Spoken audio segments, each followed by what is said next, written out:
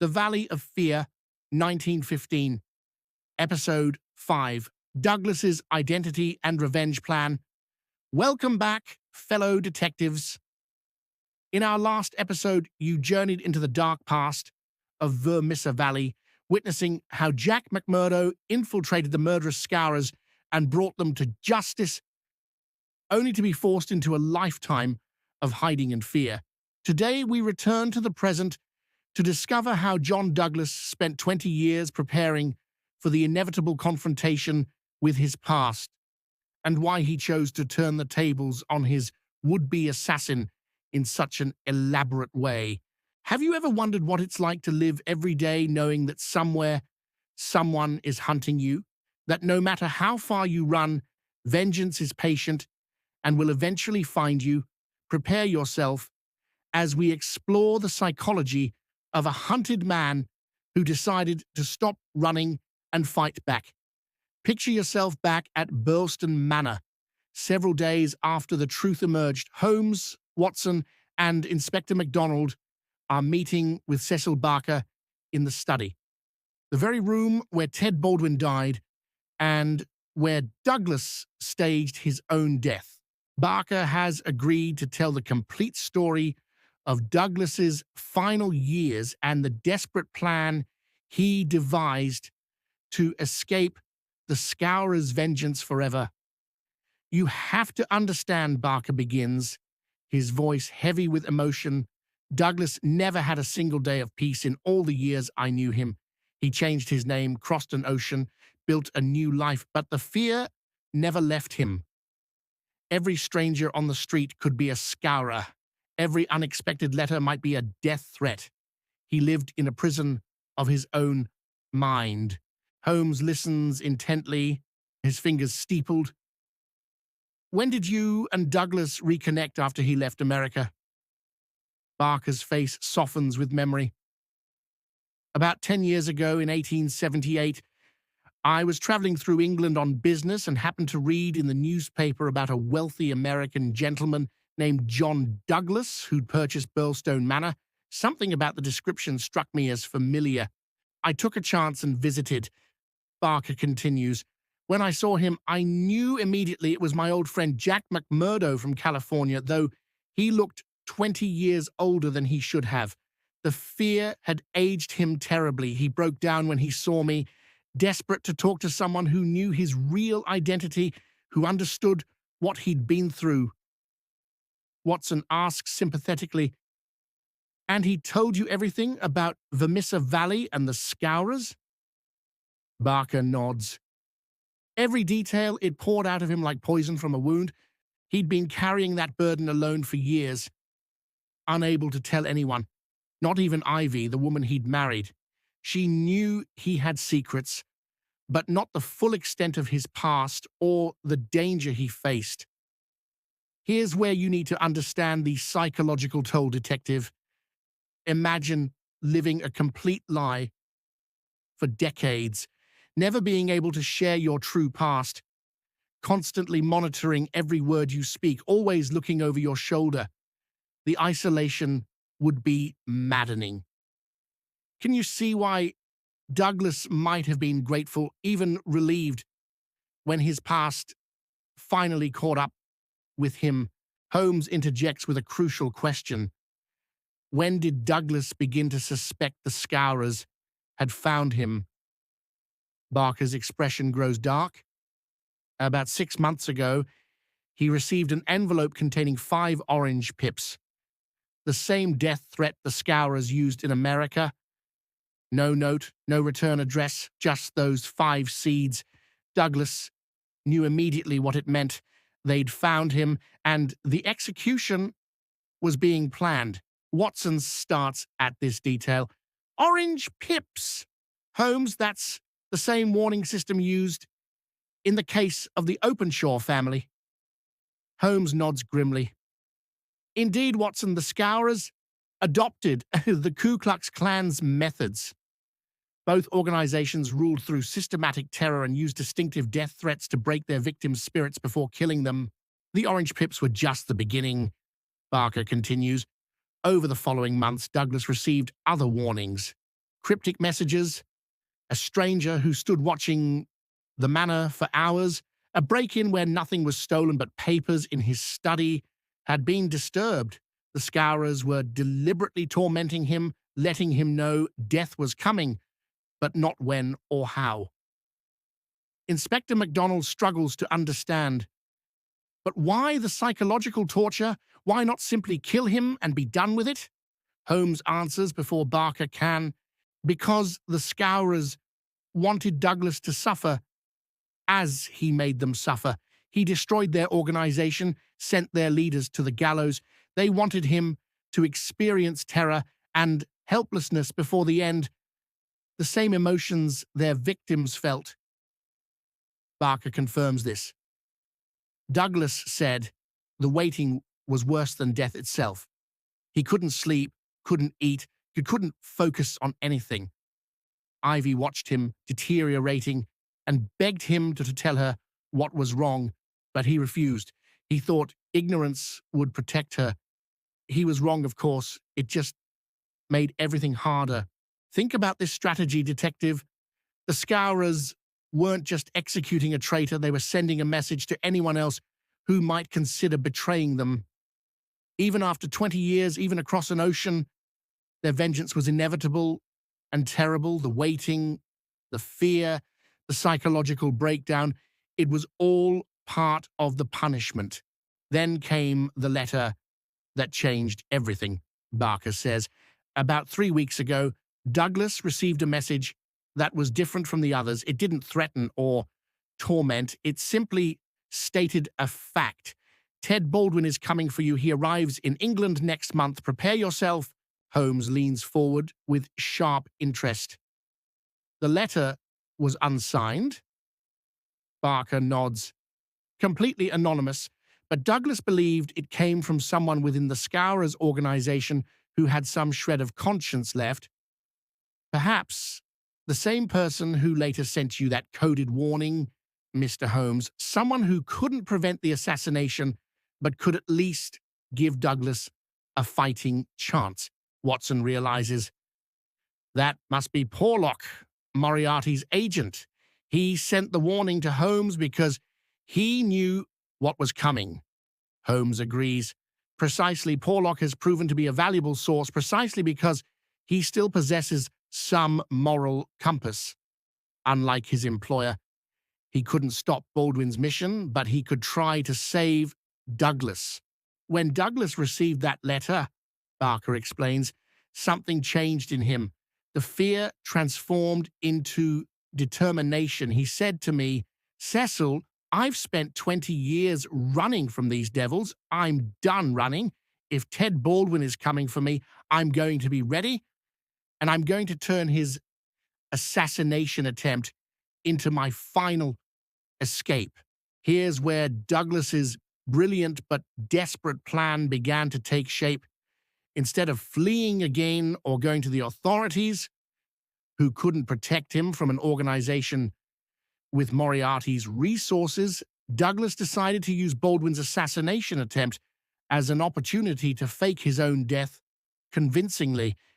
If the Scowrers believed he was dead, they'd finally stop hunting him. Barker describes how Douglas prepared. He studied every detail of how the Scowrers operated, their methods, their symbolism, their need to send messages with their killings. He knew they'd want to use his own shotgun against him to make his death poetic justice. He knew they'd disfigure his face to make identification difficult and humiliate him even in death. He used that knowledge to plan his deception. The moat and drawbridge were key, Barker continues. Douglas had them maintained specifically because they created a perfect locked-room scenario. If he could make it appear he'd been killed in an impossible crime, murdered in a sealed house surrounded by water, it would make the death seem more authentic and distract investigators from questioning the victim's identity. Holmes asks the crucial question, when did Douglas know that Baldwin specifically was coming? When did he learn the assassin's identity? Barker's answer, reveals another layer of the plan. About 2 weeks before the murder, Douglas had maintained a few contacts in America, people who owed him favors from his vermissa days. One of them sent word that Ted Baldwin had left for England and was being paid by someone in London to carry out the hit. Someone in London? MacDonald interrupts. You mean Moriarty? Barker nods. Douglas believed so. The Scowrers remnants didn't have the resources to track him across the ocean. They needed help from someone with an international criminal network. Moriarty provided that help, probably for a substantial fee. He turned Baldwin's vendetta into a profitable business transaction. Think about the levels of planning here, Detective. Douglas wasn't just preparing to defend himself from an attack. He was setting up an elaborate deception that required split-second timing, nerves of steel, and the willingness to kill a man and then mutilate his corpse to hide the truth. Does that make Douglas a hero, defending himself, or a cold-blooded murderer? The line becomes very blurred. The night Baldwin came, Barker says quietly, his voice filled with remembered tension, Douglas was ready. He knew Baldwin would enter the house before the drawbridge was raised, probably hiding somewhere during the day, then waiting until late at night to make his move. Douglas positioned himself in the study with the shotgun close at hand, prepared for the confrontation. Watson asks, And you were in the house that night? You were part of the plan? Barker's face shows shame and defiance mingled together. I was Douglas's only ally. He needed someone to help stage the scene after Baldwin was dead, someone to maintain the deception while he escaped. I couldn't let my best friend face that monster alone. Baldwin entered through a window Douglas had deliberately left unlocked, Barker explains. He crept through the house in darkness, making his way to the study where light showed under the door. He must have thought Douglas was an easy target, a frightened man alone in his study, unaware death was creeping up on him. Baldwin had no idea Douglas was expecting him. Holmes prompts, Tell us exactly what happened in that study. Every detail matters. Barker takes a deep breath, reliving the terrible moment. Baldwin burst through the door with the shotgun. He'd taken it from the study earlier that day when he was hiding in the house. He pointed it at Douglas and said, Remember me, McMurdo? I promised I'd kill you, and Ted Baldwin always keeps his promises. But Douglas was faster, Barker continues. He'd spent 20 years preparing for this moment. He threw a heavy bookend at Baldwin's head, momentarily stunning him. In that instant, Douglas rushed forward and grabbed the shotgun. They struggled, both men fighting for control of the weapon. I heard the commotion from the drawing room and started running toward the study. Can you imagine the primal terror of that moment? Two men locked in a death struggle, both knowing that only one would leave that room alive. Years of hatred and fear crystallized into a few desperate seconds that would determine everything. The shotgun went off during the struggle, Barker says, his voice barely above a whisper. Baldwin took the blast full in the face at point-blank range. He died instantly. When I reached the study door, which Douglas had locked from inside, I heard him shout, Cecil, it's done. Now we have to work fast. Holmes interrupts. The door was already locked? So you never actually saw the shooting? Barker shakes his head. No, I only saw the aftermath.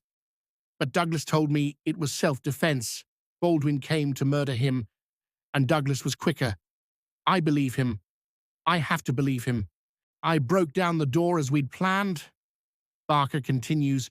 Douglas had already begun staging the scene. We worked together, stripping Baldwin's body and dressing it in Douglas's clothes, removing Douglas's wedding ring and placing it somewhere safe, even creating a fake scar on Baldwin's arm to match Douglas's mining injury.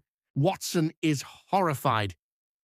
You mutilated a corpse, even if Baldwin was a villain? That's grotesque. Barker's face is anguished. I know, believe me, I know. It was the most horrible thing I've ever done, but Douglas's life depended on making that body unidentifiable. If anyone suspected the corpse wasn't Douglas, the whole plan would fail. Holmes asks about the most crucial detail and the escape. How did Douglas get out of the sealed house? Barker explains, we'd prepared a rope earlier and hidden it in the study. While I went to discover the body and summon help, Douglas climbed out the window and lowered himself into the moat. The water was freezing in January, but Douglas was a strong swimmer from his mining days. He swam across in the darkness, Barker continues, and climbed out on the far side where I'd left dry clothes hidden. By the time the household was awakened and the alarm raised, Douglas was already a mile away, making his way to a safe house I'd arranged. The whole operation took less than 30 minutes. Inspector MacDonald has been listening with growing frustration. Mr. Barker, do you realize you've confessed to being an accessory to fraud, destruction of evidence, and obstruction of justice? I should arrest you right now. Barker meets his gaze steadily. Then arrest me, Inspector. I do it all again to save Douglas's life. Holmes intervenes. Inspector, consider the larger context. Ted Baldwin came here to commit premeditated murder. He died in the attempt, killed by his intended victim in self-defense. The subsequent deception was born from desperation, not malice. Douglas staged his death because he knew the legal system couldn't protect him from an organization with Moriarty's backing. What kind of precedent does this set? MacDonald argues. If we allow people to fake their deaths whenever they're threatened, where does it end? Holmes's response is carefully measured. This isn't just any threat, Inspector. This is a man who destroyed a terrorist organization 20 years ago and has been hunted ever since. He's already paid an enormous price for his heroism. 2 decades of fear and isolation. Must he also sacrifice his life? The debate reveals a fundamental tension between justice and mercy, law and morality. Douglas killed a man who came to kill him, then deceived authorities to escape his past. Is he a victim who defended himself or a criminal who perverted justice? What would you decide, Detective? Barker adds one more crucial detail. There's something else you should know. Douglas left a letter for me to give to Ivy if anything went wrong. In it, he confesses everything, his real identity, his past with the Scowrers, and why he had to fake his death. He wanted her to understand and forgive him, even though he knew the truth might destroy their relationship. Watson asks gently, "And have you given Mrs. Douglas this letter?" Barker shakes his head. "Not yet. I'm waiting to see if Douglas successfully establishes his new identity and finds a safe place. If he does, he wants Ivy to join him, to start fresh together with complete honesty this time. But if he fails, if the Scowrers or Moriarty discover the deception, then the letter will be her only closure." Holmes has been silent, absorbing all these revelations. Finally, he speaks. "Mr. Barker, I need to know, where is John Douglas now? The coded warning from Porlock suggests Moriarty may suspect the truth. If Douglas is still in England, he's in terrible danger." Barker looks uncertain. I can't tell you exactly where he is. That was part of our agreement. The fewer people who know, the safer he is. But he's alive? Holmes presses. He successfully escaped? Barker nods. As of 3 days ago, yes, he sent a coded message saying he'd reached the first safe house and was preparing to leave England entirely. He's planning to go to South Africa under a new identity, far enough that even Moriarty's network will struggle to find him. Holmes's expression grows very grave. "Mr. Barker, I must warn you, Moriarty doesn't forget and he doesn't give up. He invested resources in tracking Douglas and arranging Baldwin's assassination attempt. When he discovers that Douglas is alive and Baldwin failed, he'll consider it a personal affront. Moriarty's pride is as dangerous as his criminal genius. So tell me, Detective, do you sympathize with Douglas's desperate deception? Was he justified in killing Baldwin and staging such an elaborate fraud? And what about Cecil Barker? Is he a loyal friend or a criminal who helped pervert justice? The answers aren't as clear as we might wish. The identity of John Douglas or Jack McMurdo, or whatever name he'll use in his next life, has been forged through violence and deception. He destroyed the Scowrers 20 years ago, but became a victim of his own success, hunted relentlessly until he was forced to become something he never wanted to be, a fugitive who faked his own death. The question remains, can anyone truly escape their past? Or does it follow us forever like a shadow? Holmes warns everyone present the danger isn't over until Douglas is far from England and established in his new identity. Moriarty may still strike, and if Moriarty suspects that I've been involved in helping Douglas escape justice, even inadvertently, he may decide to send a message of his own. We're all potentially at risk now. Join me next time as we explore Moriarty's shadow and final truth, where Holmes confronts the possibility that this entire case has been a chess match with his greatest enemy, and where we'll discover whether John Douglas finally achieves the freedom he's sought for 20 years, or whether the Valley of Fear claims one final victim